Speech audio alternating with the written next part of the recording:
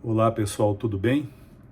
Estamos aí em um ano eleitoral, né? 2026 é um ano que teremos uma eleição muito disputada, promete ser bem difícil e infelizmente nós ficamos muito preocupados com os partidos, com as tendências, e esquecemos das pessoas, esquecemos dos candidatos, esquecemos principalmente dos administradores que serão escolhidos. Isso é o mais importante, porque a história do mundo é feita por eles, pelas pessoas, não é feita pelos partidos ou pelas tendências ideológicas.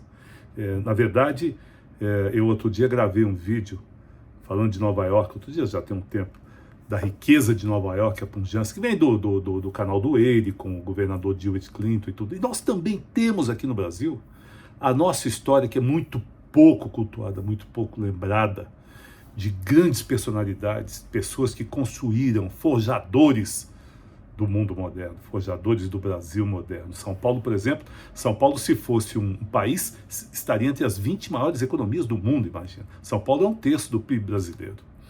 E a gente esquece que mas isso tem um porquê. No começo do século passado, um rapazinho de uma cidade interior, Taubaté, de uma família humilde, mas uma família que dava muito valor aos livros. Esse rapaz, estudante ainda, ficou muito triste quando um colega seu foi expulso do colégio porque não conseguiu comprar o material escolar. Aquilo marcou muito. E ele sempre muito estudioso, imagine, novinho, e ele conseguiu passar para a Faculdade de Direito do Largo São Francisco, São Paulo, que é uma das faculdades mais forjadoras das maiores personalidades paulistanas, dentre as maiores, né? Da história, e ele conseguiu estudar lá e se formar, muito novo, e ao se formar não tinha dinheiro para montar uma banca de advocacia. Ele sempre gostou muito de datas, de números, de planilhas e tudo, mas ele prestou concurso público e prestou concurso para promotor de justiça. Passou, obviamente, e foi trabalhar no interior, nas cidades do interior paulistano. E ele, logo no começo da carreira, uma coisa que o marcou muito foi uma cidade pequena, cujo prefeito havia sumido com a verba para a construção de uma ponte que ligaria a cidade ao interior. Esse dinheiro sumiu, essa ponte não foi construída, ficou lá uma pinguela de madeira até o dia que caiu uma carroça e morreu uma menina. E a cidade toda ficou muito comovida com isso. E ele, como promotor de justiça, foi a fundo nesse caso. E como ele era realmente tinha muita facilidade com planilhas, com recibos, com orçamentos, ele foi até conseguir provar que esse prefeito havia roubado esse dinheiro e conseguiu condenar o prefeito. Ficou muito famoso como promotor do Estado de São Paulo. Depois virou procurador do Estado, mas sempre assim, controlando, fazendo questão de acompanhar as obras públicas de perto e as administrações municipais e tudo, de uma maneira muito fervorosa, um trabalho tremendo. Foi reconhecido, tanto é que foi convidado para trabalhar no Estado, e ele acabou virando secretário da Fazenda do Estado de São Paulo. E ficou tão famoso como ferrenho fiscal, como ferrenho a pessoa assim que era realmente um fenômeno nesse aspecto de controlar o orçamento público. Não é? Ele tinha uma responsabilidade fiscal enorme, monstruosa. A gente fala muito de responsabilidade fiscal, mas ele, na verdade, é um exemplo disso. O nome desse rapaz era Carlos Alberto Alves de Carvalho Pinto. Carvalho Pinto.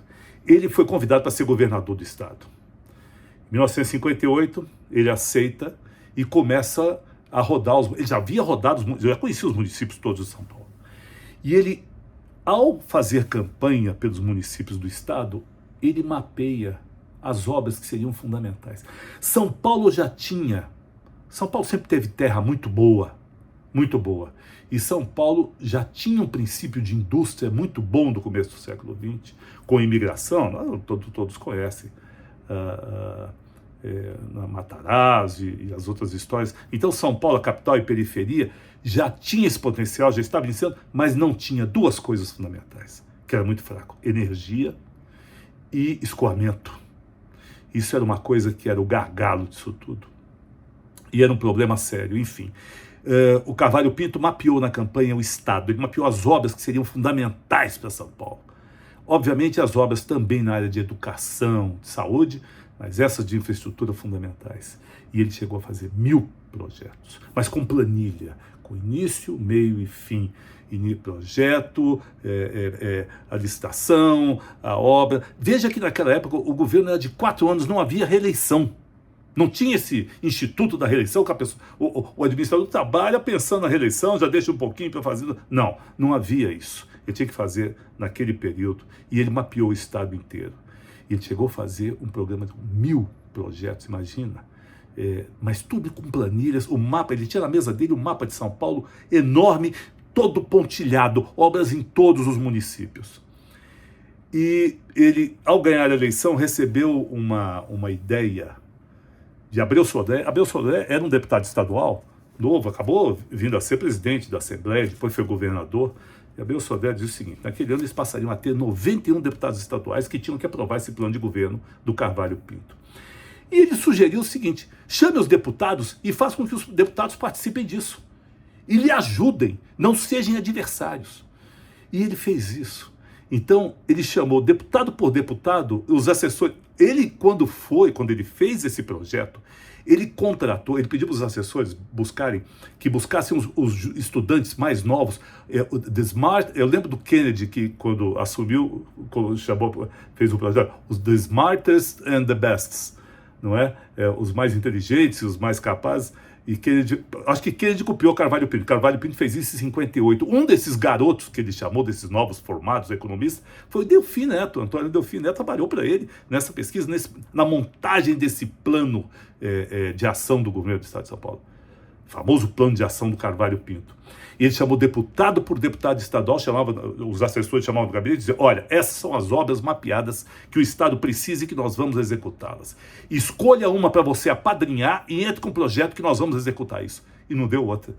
Ele, na primeira sessão da Assembleia, quando ele ganhou o governo do Estado, ganhou por uma margem pequena. Ele concorreu com Adhemar de Barros, que era aquele político demagogo, com fama de ladrão e tudo. Ele conseguiu ganhar. Adhemar de Barros tinha a máquina na mão. Mas ele conseguiu ganhar de Adhemar. E então, na primeira sessão da Assembleia, em 1959, quando ele assume como governador, em uma única sessão aprovaram 4 anos de orçamento. E executaram os 4 anos. Imagine que ele fez mais de 1000, foram mais de 1000 obras em mais de 200 municípios. Ele fez mais de 13 usinas hidroelétricas, ele fez ou concluiu. Entendeu? Imagina, ele colocou mais de 13 usinas hidroelétricas funcionando. Não, 13 usinas hidroelétricas não é um posto de um ponto de ônibus, não. Imagine, as rodovias do Estado que ele mapeou, ele fez a Unicamp, ele fez a Fundação de Pesquisa do Estado de São Paulo, a FAPESP.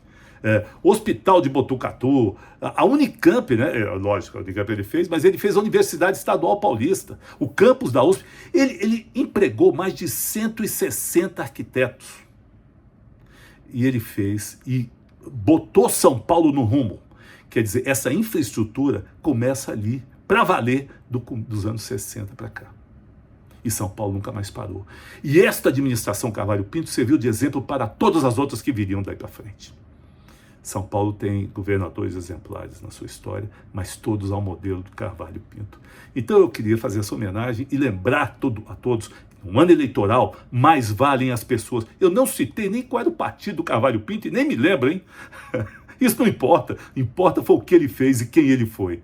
Um abraço a todos, pessoal.